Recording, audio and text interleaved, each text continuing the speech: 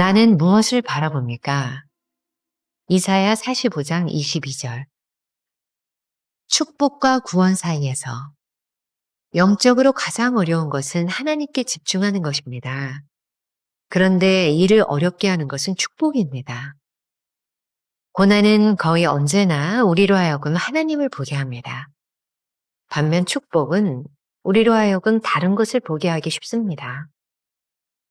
우리는 주님께서 축복도 주시고 구원도 베푸시기를 기대합니다.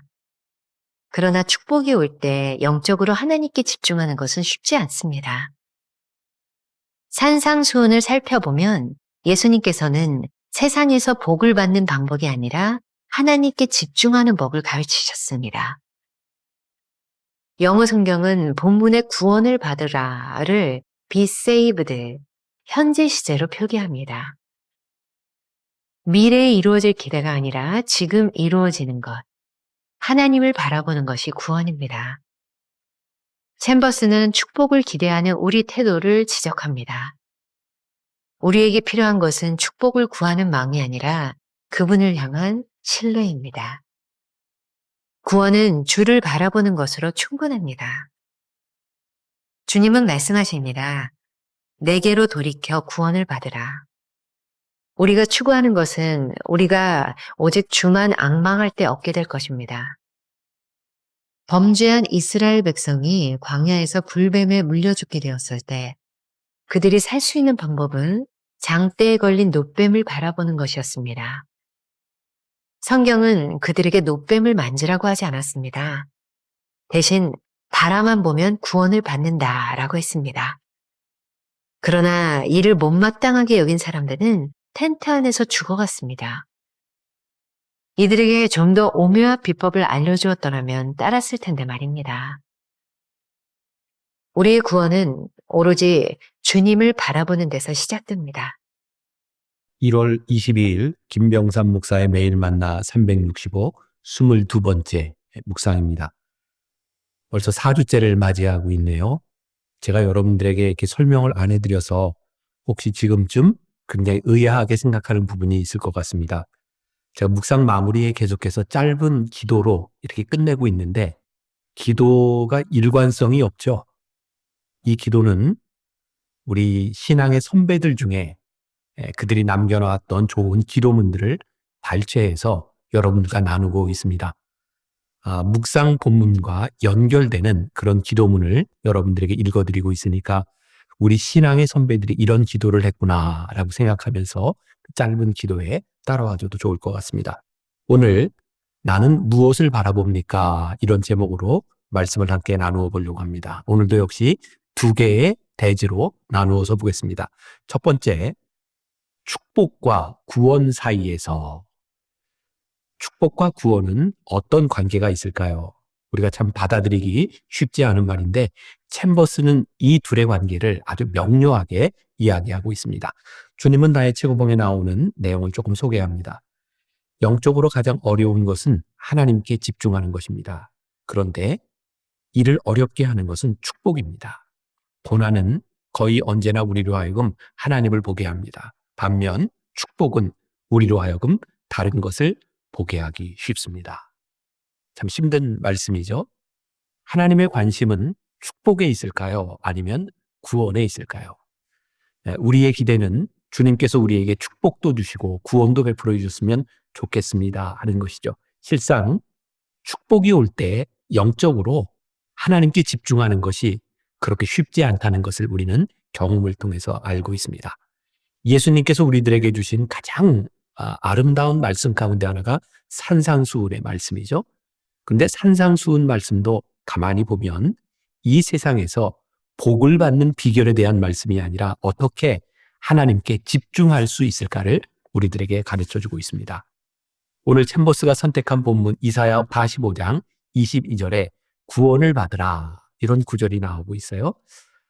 영어 성경에 보니까 이렇게 수동태로 be saved라고 되어 있더라고요. 그런데 더 중요한 건 수동태, 능동태 이런 것이 아니라 이 문법이 현재 시제로 되어 있다는 거예요. 구원을 받으라. 이게 미래에 이루어질 일, 과거에 일어났던 일들이 아니라 지금 우리들에게 일어나고 있는 구원에 대해서 이야기하고 있는 점입니다.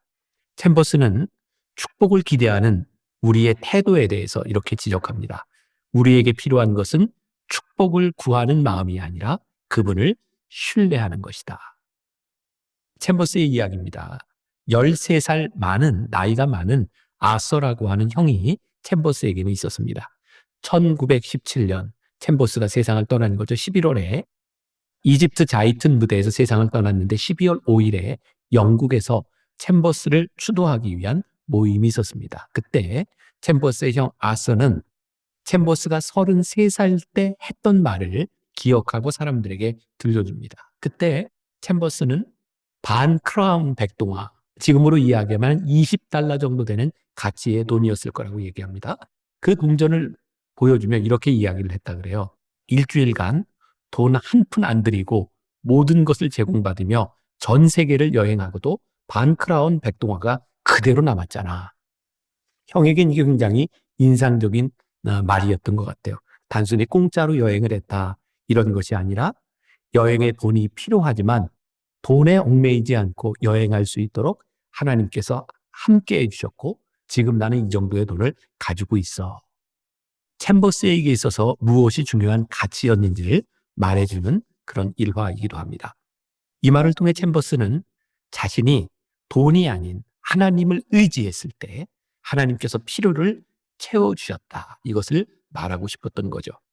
더 나은 크리스찬이 되고자 하는 것, 더 많은 돈을 벌고자 하는 그 소원들, 어쩌면 그것들이 우리로 하여금 하나님과 멀어지게 하고 하나님과의 관계를 소원하게 하는 것은 아닌가. 챔버스는 우리들에게 신앙에 필요한 것은 축복을 구하는 것이 아니라 온전히 하나님을 신뢰하는 것이라고 끊임없이 이야기하고 있습니다.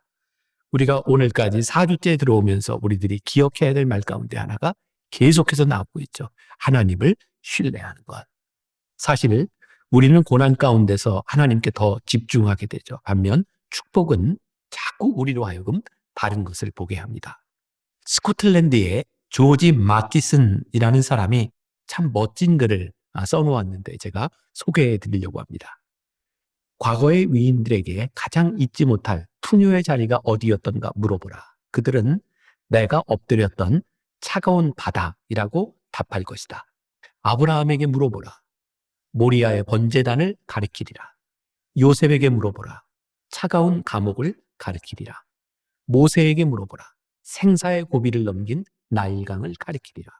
룻에게 물어보라.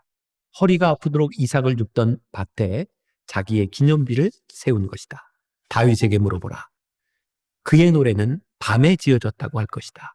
욥에게 물어보라. 하나님이 폭풍 가운데서 응답하셨다고 할 것이다. 베드로에게 물어보라. 그는 바다에서 순종을 배웠다고 하리라. 요한에게 물어보라. 그는 밤모섬에 승리의 면류관을 던지리라. 바울에게 물어보라. 그는 자기의 눈을 멀게 한 빛에서 영감을 보았다고 할 것이다. 한 사람 더 예수에게 물어보라. 그분은 대답하리라. 겟세마네 동산 차가운 땅바닥에서 왕권을 받았노라고. 내 영혼아, 그래도 겟세마네에서 화환을 얻으라. 그 쓴 잔을 마심이 면류관이 되리라. 멋진 글이죠. 오늘 우리가 기억해야 될 김병삼 목사의 한 줄 노트. 어쩌면 우리는 축복을 구하는 것과 구원을 구하는 것 중에 하나를 선택해야만 하는 순간에 서 있을지도 모릅니다. 두 번째 주제, 구원은 주를 바라보는 것으로 충분합니다. 챔버스는 오늘 묵상에서 구원에 대한 비성경적 개념을 이렇게 지적하고 있습니다. 최근에 소위 성자들, 금욕주의자나 경건주의자들의 삶은 오히려 사람들이 하나님께 집중하는 것을 방해합니다. 그들은 말합니다. 이런 식으로 구원을 얻을 수 없다. 구원은 그렇게 간단하지 않다. 그러나 주님은 말씀하십니다. 내게로 들이켜 구원을 받으라. 우리가 추구하는 것은 우리가 오직 주만 앙망할 때 얻게 될 것이다. 성경에 보면 이러한 주님의 음성, 즉 주만 바라보는 것을 아주 못마땅하게 생각했던 사람들의 이야기가 나옵니다. 우리가 그냥 지나쳤을지 모르지만 굉장히 흥미로운 이야기입니다. 민수기 21장, 범죄한 이스라엘이 광야에서 불뱀에 물려서 다 죽게 되었을 때 모세가 중보기도를 하죠. 그때 하나님께서 모세에게 이 백성들이 살 수 있는 방법을 알려주셨습니다. 노뱀을 장대 위에 걸고 그것을 보는 자마다 살리라. 살 수 있는 방법은 그것을 바라만 보는 것이었습니다. 신기하게도 텐트 안에서 뱀에 물려 죽어가던 사람들이 그 쉬운 방법을 따르지 아니하고 그냥 죽어갑니다. 이런 생각을 하게 됩니다. 그들에게 좀 더 오묘한 비법을 알려주었더라면, 이렇게 하면 살 수 있다고 하는 것을 알려주었더라면 어쩌면 그들은 따라하지 않았을까요? 우리의 구원은 오로지 주님을 바라보는 데서 시작하는 것입니다. 우리가 기억해야 될 김병삼 목사의 한 줄 노트. 구원받는 삶을 위한 특별한 비법은 존재하지 않습니다. 주를 바라보고 주님께 소망을 두는 것으로 충분합니다. 그리고 오늘 하루 이런 질문으로 하루를 지나보면 어떨까요? 묵상 질문. 지금 당신의 삶에서 주님을 바라보는데 방해가 되는 것은 무엇인가요? 혹시 그 방해물이 여러분들에게 주신 하나님의 축복은 아닌가요? 한번 생각해 보세요.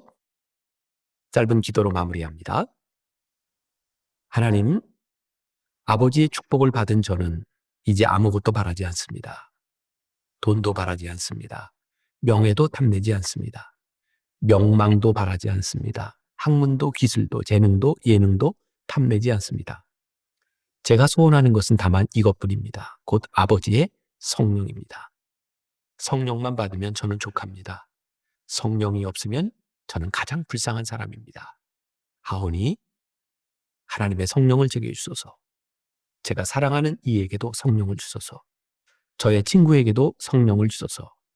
다른 것은 아니 주시더라도 성령만은 허락하소서. 성령은 인생이 가장 먼저 구할 것입니다. 성령을 얻으면 다른 모든 것을 희생해도 아깝지 않습니다. 아멘. 어쩌면 우리는 축복과 구원 중 하나만 선택해야 하는 순간에 서 있을지 모릅니다. 구원받는 삶을 위한 특별한 비법은 존재하지 않습니다.